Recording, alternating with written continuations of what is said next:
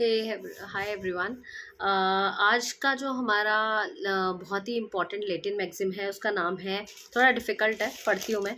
एक्सप्रेसियो यूनियस एस्ट एक्सक्लूसियो ऑल्ट्रिस।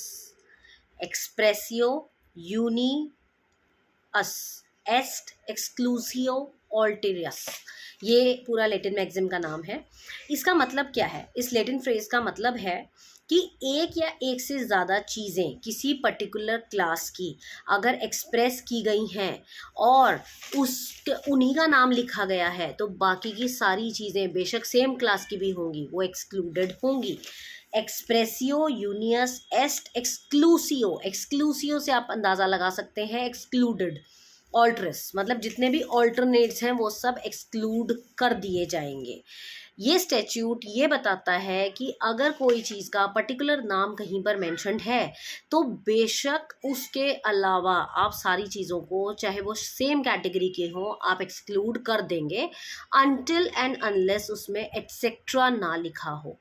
आपको एक एग्जाम्पल देके समझाती हूँ। मैं ये कहती हूँ कि कहीं पर एक बोर्ड लगा हुआ है कि buses and trucks are not allowed in this lane. Buses and trucks are not allowed in this lane. तो इसका मतलब वहाँ सिर्फ बस एंड ट्रक ही होंगे। मैं अपने दिमाग से ये नहीं सोचूंगी कि बस और ट्रेन ट्रक जो है वो हैवी व्हीकल है या फोर व्हीलर हैवी व्हीकल है, तो उसके अलावा जितने भी और जो फोर व्हीलर और हैवी व्हीकल होंगे वो वहाँ अलाउड नहीं है।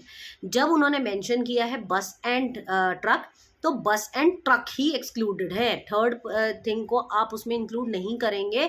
जैसे कि मैंने नॉसिचर सॉसेस में एडजुस्टम जेनरिस में बोला था कि हम बाय डिफ़ॉल्ट ये मान के चलेंगे कि अगर mobile phone, smartphone, smart watch अगर अलाउड नहीं है तो बाकी के मीन्स ऑफ कम्युनिकेशन भी अलाउड नहीं होंगे।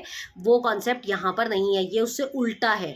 ये कहता है कि जितने भी ऑल्टरनेट चीज़ें हैं वो सब एक्सक्लूड कर दिए जाएंगे उस रूल से। अगर ये वाला रूल अप्लाइड है तो अगर किसी चीज़ का नाम मेंशन है तो सिर्फ वही चीज़ें उस रूल पे एप्लीकेबल हैं, उसका ऑल्टरनेट कोई भी इंक्लूडेड नहीं है। एक और एग्जांपल देती हूँ। अगर कहीं पर ये लिखा है using of black pen is not allowed या using of black and red pen is not allowed, तो इसका मतलब ब्लैक एंड रेड ही खाली वहाँ पर अलाउड नहीं है। You can use green, purple, orange, blue, any colour. तो यहाँ पर उसका कहने का मतलब यही है कि अगर कोई चीज़ मेंशन की गई है तो सिर्फ आप उसी को इंक्लूड करेंगे, बाकी की उससे रिलेटेड सारी चीज़ों को एक्सक्लूड कर लेंगे अनटिल एंड अनलेस वहाँ पर एटसेट्रा ना लिखा हो। I will read it for you. This Latin phrase means when one or more things of a class are expressively mentioned, others of the same class are excluded. बाकी की चीज़ें exclude कर दी जाएंगी. If statute refers to buses and trucks, then no other means of transport will be included as vehicles are specified. If things are specified, other all things are excluded. But यहाँ exception क्या है? जहाँ पर etc लगा हो वहाँ पर आप इसको फिर लेके चलेंगे।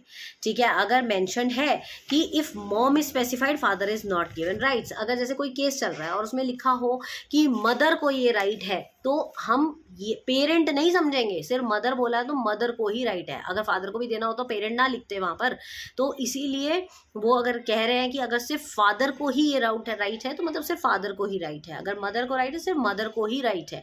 No other person can be included in that by default. तो this is the concept of what एक्सप्रेसियो यूनियस एस्ट एक्सक्लूसियो ऑल्ट्रेस। तो आप ये एक्सक्लूसियो वर्ड से इसका मीनिंग बाइफरकेट कर सकते हैं। याद करने की एक ट्रिक है, मेरे हिसाब से काफ़ी ईजी है, आप इसको पढ़ें। ये लीगल मैगज़िन में भी आ सकता है, आपको इंटरप्रिटेशन ऑफ स्टैट्यूट्स में भी आ सकता है पूछने के लिए, एंड लीगल लैंग्वेज में भी आ सकता है। Thank you.